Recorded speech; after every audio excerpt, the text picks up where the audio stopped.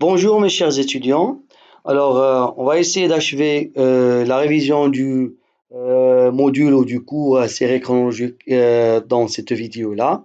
Alors, il nous reste maintenant le test de racine unitaire que je vais essayer de l'expliquer pour que tout le monde arrive à comprendre. N'oublions pas que toujours les séries chronologiques, il faut en parallèle qu'on fasse ce que j'ai dit au départ, une application sur un logiciel pour qu'on arrive à comprendre tout ça. Mais ce que je vous conseille, avant que vous commencez à perdre beaucoup de temps pour comprendre un logiciel, essayez premièrement, première étape, c'est de comprendre la série chronologique, de comprendre théoriquement la série chronologique. C'est grâce à ces vidéos que j'ai essayé de simplifier la compréhension théorique pour que lorsque vous allez utiliser un logiciel, ça va vous simplifier la vie parce que lorsque vous aurez les informations, les résultats, ça sera très très clair. Vous allez comprendre pourquoi vous avez utilisé ce test, pourquoi vous n'avez pas utilisé ce test, pourquoi vous avez ce résultat et ainsi de suite. Donc c'est grâce à la compréhension théorique. Alors il nous reste la dernière étape, c'est le test de racine unitaire.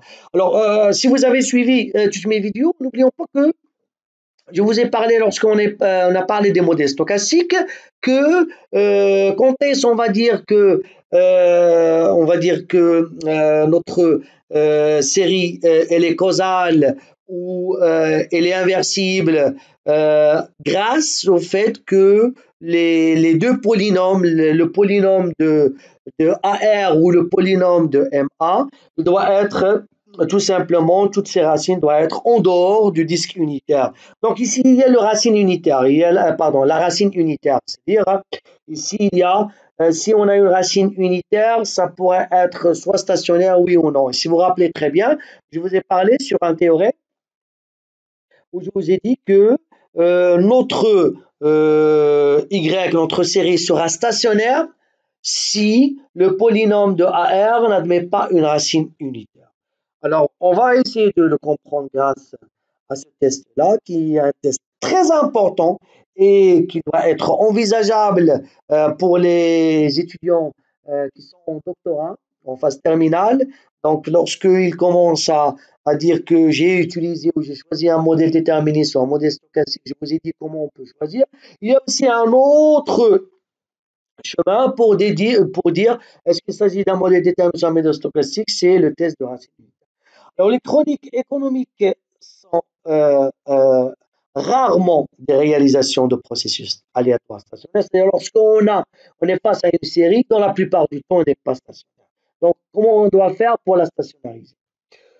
Alors, on a deux types de processus. Alors, soit on a un processus TS, ou on a un processus DS. Alors, un processus TS, c'est un processus déterministe, non stationnaire, et un processus DS, c'est un processus stochastique, non stationnaire. Très bien. Un processus TS, c'est comme un processus déterministe. Vous avez FT, vous avez bien sûr, c'est une fonction polynomiale, ce qui peut être la tendance. Ici, on n'a pas les composantes saisonnières, mais on peut ajouter les composantes saisonnières. Plus AT, AT pour moi ici, c'est un processus stationnaire qui pourrait être un bruit blanc. Et un processus DS, ça s'écrit sous cette forme-là. Ok, hein, donc vous voyez. Donc ici, on a fait une différence, c'est-à-dire un filtre aux différences, c'est-à-dire on a fait 1 moins L à la puissance D, qui est de YT, qui est égal à bêta plus AT, où bêta c'est une constante, et AT c'est un processus stationnaire. C'est-à-dire on a fait une différenciation jusqu'à, on va dire, degré D, pour que le processus, ou la série, pardon, devienne stationnaire. Alors, lorsqu'on est stochastique, on fait la différenciation. Alors, je reviens. Regardez ici. Hein. Alors, ces processus sont souvent représentés en utilisant le filtre aux différences premières. Par exemple, ici, D est égal à 1. Alors, si on a par exemple ça, regarde, YT est égal à YT moins 1 plus B plus AT. Alors, ça se voit clairement. Si je ramène YT de ce côté-là, je vais avoir YT moins 1. Et donc, on va avoir une racine unitaire. Bien, on va avoir une racine unitaire et donc ça veut dire ici que c'est pas stationnaire. Alors pour la stationnariser, qu'est-ce que j'ai fait? Je l'ai écrit sous cette forme-là, 1 moins LYT qui est égal à bêta plus AT et 1 moins LYT avec L l'opérateur de retard. Dans ce cas-là, 1 moins LYT, c'est-à-dire la nouvelle série, que je peux l'appeler ZT, XT, ce que vous voulez, qui va être 1 moins LYT, ça va être stationnaire. Pourquoi? Parce que bêta, c'est une constante, et AT, elle est stationnaire. Alors, l'introduction de la constante P dans le processus DS, qui est stochastique, permet de définir deux processus différents qui sont très connus. Alors, lorsque bêta est égal à 0, alors on l'appelle ici un processus DS stochastique et dit sans dérive. Okay. Ben, il s'écrit sous la forme YT égale YT moins 1 plus AT. Alors, AT, c'est un bruit blanc. Ben, on l'appelle aussi le modèle de marche au hasard. Okay, hein. Alors, pourquoi marche au hasard? C'est-à-dire que ma série dépend de la valeur de l'année dernière plus une innovation, c'est-à-dire l'aléatoire. Okay, hein. Donc, lorsque je vais faire la différence, YT moins 1, c'est aléatoire. Okay, hein. On l'appelle un modèle de marche au hasard ou de marche aléatoire, où il est très connu par Random Walk Model. Alors, il est très fréquemment utilisé pour analyser l'efficience des marchés financiers. Okay, alors, ce processus est non stationnaire en variance puisqu'elle dépend du temps. Alors, cette non-stationnarité est dite aléatoire ou stochastique. Alors, pour stationnariser, qu'est-ce qu'on va faire? On va tout simplement faire une différence première. Si bêta est différent de 0, donc on va avoir cette écriture-là, et ben on l'appelle tout simplement le processus, elle est toujours non stationnaire de par son espérance, ok, et sa variance. Alors, l'espérance étant de la même forme que celle d'un processus TS. Alors, on connaît dans ce processus une non-stationnaire déterministe et aléatoire à la fois. Okay, hein. Alors, la même chose pour le rond stationnaire, ben, on va faire la différence. Hein, c'est-à-dire A moins L, Y. Okay. En résumé, pour stationner un processus TS, la bonne méthode est celle des moindres carrés. Pour un processus DS, il faut employer le filtre aux différences. Le choix entre DS et TS, c'est une structure non chronique qui n'est donc pas neutre. Alors, il y a les tests de racines unitaires qui sont très connus. Hein. Donc, il y a le test de ADF, hein, le test de racine unitaire Unitrode Test, permet non seulement de détecter l'existence d'une non-stationnarité, mais aussi de déterminer de quelle non-stationnarité il s'agit. Okay, hein. Alors, il y a vraiment le test qui est très connu en 1979, c'est le test de Dickey-Fuller. Il est primordial. Alors, on a ici 3 modèles. Le test Dickey-Fuller permet de mettre en évidence le caractère stationnaire ou non d'une chronique pour la détermination d'une tendance déterministe ou stochastique. Alors, vous voyez, dans le premier modèle, deuxième modèle, troisième modèle, vous avez YT est égal à phi 1, YT moins 1 plus epsilon t, YT est égal à phi 1, YT moins 1 plus bêta epsilon t, YT est égal à phi 1, YT moins 1 plus BT plus C plus epsilon. Alors, le premier modèle, c'est un autorégressif d'ordre 1. Le deuxième modèle autorégressif avec une constante qui est bêta. Et le deuxième, c'est un modèle autorégressif, mais maintenant, c'est avec une tendance. D'accord? Alors, quand est-ce que je vais avoir une racine unitaire? Je vais avoir une racine unitaire si phi 1 est égal à 1. Alors, l'hypothèse ici, A0, si phi 1 est égal à 1. Si phi 1 est égal à 1, on a une racine unitaire, donc il n'est pas stationnaire. Si phi 1 est différent de 1, donc on n'a pas une racine unitaire, donc il sera stationnaire. Okay? Et si phi 1 sa valeur absolue, il est supérieur strictement à 1. Dans ce cas-là, qu'est-ce qu'on va avoir? On va avoir une série stationnaire avec une stationnarité au second ordre. Très bien. Alors, les modèles servent de base à la construction de ces tests sont au nombre de 3. Le principe des tests est si simple. Si l'hypothèse phi intégrale est retenue dans l'un de ces 3 modèles, le processus est alors non stationnaire. Moi, je ne vais pas rentrer dans le détail de ce test parce que c'est toute une programmation que je dois faire de A à Z pour arriver à dire que est-ce que notre série suit le modèle 1 ou le modèle 2 ou le modèle 3. Il est un petit peu compliqué, il se fait directement par un logiciel, mais ce que je veux, c'est que vous arrivez à comprendre. Ok, hein? Alors, ici, il y a une hypothèse. Dans le test de Dickey-Fuller, il y a une hypothèse qui est importante, que je vais le dire tout de suite. Alors, l'hypothèse, c'est dans l'erreur, le epsilon t.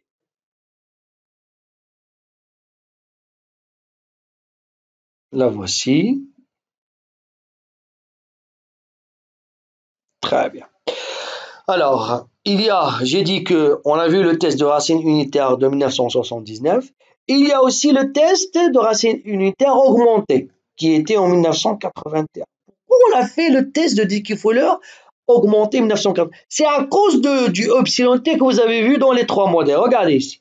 Dans les modèles précédents, utilisés pour les tests de Dickey-Fuller, simple, le processus epsilon t est considéré comme un bruit blanc. Or, il n'y a aucune raison pour qu'a priori l'erreur soit non corrélée. Alors, ici, on l'a supposé qu'il y ait un bruit blanc. Mais qu'est-ce qui va nous dire que c'est un bruit blanc? Comment je vais le savoir? Alors, pour cela, pour rectifier le tir, Dickey-Fuller, ils ont tout simplement opté à un autre test, qui est un test Dickey-Fuller augmenté, qu'ils ont proposé en 1981, où ils ont dit que rien ne me dit que le epsilon, l'erreur, elle est non corrélée, c'est-à-dire que c'est un bruit blanc. Alors, ce qu'on a fait ici, il n'y a aucune raison que a priori l'erreur soit non corrélée. Alors, on appelle le test Dickey-Fuller augmenté, ADF, la prise en compte de cette hypothèse. Alors, la stratégie du test ADF consiste en une première étape à déterminer le nombre de retards P nécessaires pour. Qu'est-ce qui va faire le test Dickey-Fuller? C'est-à-dire, en une première étape, on doit calculer le nombre de retards P nécessaires pour rendre l'erreur, quoi? Pour la rendre un bruit blanc. C'est pour ça qu'elle est nécessaire pour blanchir les résidus, c'est-à-dire pour qu'ils deviennent un bruit blanc. Dans la seconde étape, il suffit d'appliquer la stratégie séquentielle du test Dickey-Fuller simple au modèle suivant que vous avez ici. C'est presque les mêmes modèles. Modèle 4, 5, 6, modèle 4, c'est le modèle 1, le modèle 5, c'est le modèle 2, le modèle 6, c'est le modèle 3. La différence ici, c'est ça. C'est-à-dire combien de fois on a fait la différence, c'est-à-dire on a utilisé le retard, hein, alors delta YT moins G, pour que je rends le epsilon T, pour que je le blanchis, c'est-à-dire il devient un bruit blanc. Okay, hein. Donc c'est ça la différence entre un test Dickey-Fuller et un test Dickey-Fuller augmenté. C'est ça le plus important. Okay, c'est le test de racine unitaire. Okay. Très bien. Alors il y a d'autres tests qui pourrait remplacer le test de Dickey-Fuller, mais il vaut mieux d'utiliser le test Dickey-Fuller. Il y a le test de Phillips-Perron en 1988. C'est un test construit sur une correction non paramétrique des statistiques Dickey-Fuller pour prendre en compte les erreurs hétérocédastiques. Alors, on a les erreurs homocédastiques et on a les erreurs hétérocédastiques. Ou le test KPSS de 1992, donc, qui propose d'utiliser un test de multiplicateur de Lagrange. Okay. Donc, ici, l'extension, lorsqu'on a vu les processus ARMA, il y a aussi le processus ARIMA et SARIMA.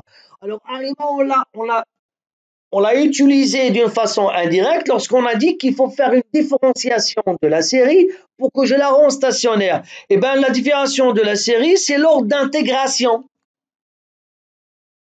C'est l'ordre d'intégration I qui est égal à D, c'est-à-dire I ici, lorsque, par exemple, on dit ARIMA P dQ, le P c'est l'ordre de AR, le Q c'est l'ordre de MA qu'on a compris, et le D c'est l'ordre d'intégration, c'est-à-dire j'ai fait des différenciations pour que je rends ma série stationnaire. Si je fais, par exemple, le modèle de la marche aléatoire, combien on a fait de différenciation? On a fait une seule différenciation. Ici, le D est égal à 1. Mais si on a fait deux différenciations, D est égal à 2, et ainsi de suite. Okay, hein? Alors, la série différenciée est alors étudiée selon la méthodologie de Box-Jenkins qui permet de déterminer les ordres P et Q des parties ARMA. Et on a ce type de modèle par ARIMA. Alors, il y a le modèle SARIMA, il y a le S. Ben, S, c'est quoi? S, c'est tout simplement la saisonnalité. Permet d'intégrer un ordre de la différenciation lié à une saisonnalité généralisée par la transformation. C'est-à-dire, si notre série admet des composantes saisonnières, alors il faut que j'enlève la saisonnalité. Vous voyez, j'enlève la saisonnalité, je la rends stationnaire en utilisant la différenciation, tout ça. Alors pour la saisonnalité, on a 1 moins L à la puissance S, Y, T, où S correspond à la périodicité des données. Alors si S est égal à 4, c'est pour une série trimestrielle, S est égal à 12 pour une série mensuelle, S est égal à 2 pour une série semestrielle. Okay. Et donc, vous voyez, on a utilisé le théorème de Hall de 1954, il est après l'approche de Box-Jenkins de 1976, qui nous donne une méthodologie comment on doit faire de A à Z pour qu'on arrive à déterminer l'ordre de P, de AR, l'ordre de Q, de MA, l'ordre de la différenciation, l'ordre de différenciation d'intégration pour la rendre stationnaire, l'ordre pour la rendre pour tout simplement éliminer pour éliminer tout simplement la saisonnalité ou utiliser les tests de Dickey Fuller, les tests de racine unitaire pour que je puisse savoir est-ce que c'est un modèle déterministe ou un modèle stochastique. Sauf, n'oublions pas que je vous ai démontré avant comment on peut le faire en utilisant le modèle déterministe. C'est grâce à l'erreur qui doit être IID. Si l'erreur est le IID, donc le modèle est déterministe. Et si si l'erreur n'est pas IID, donc c'est un modèle qui est stochastique. Okay. Donc, vous voyez, recherche de la représentation adéquate de quantification. Donc, on fait ce qu'on appelle la désaisonnalisation. Dans le cas d'une série affectée d'un mouvement saisonnier et qu'on vient de la retirer, préalablement à tout traitement statistique, cette saisonnalité est ajoutée à la série, prévue à la fin du traitement afin d'obtenir une prévision en termes bruts. Recherche de la stationnarité en termes de tendance. Alors, il convient d'en étudier les caractéristiques selon les tests de Dickey-Fuller. La méthode d'élimination de la tendance est fonction du processus DS ou TS. Et après, stationnarisation, nous pouvons identifier les valeurs du paramètre P et Q. Okay. Alors, les méthodes d'estimation diffèrent selon le type de processus diagnostiqué. Diagnostiqué. Dans le cas d'un modèle ARP, nous pouvons appliquer une méthode de mandat carré, ou bien nous pouvons utiliser les relations existantes, l'équation de Euler-Walker. Nous pouvons utiliser des méthodes d'estimation fondées sur la maximisation de fonctions de vraisemblance. Okay.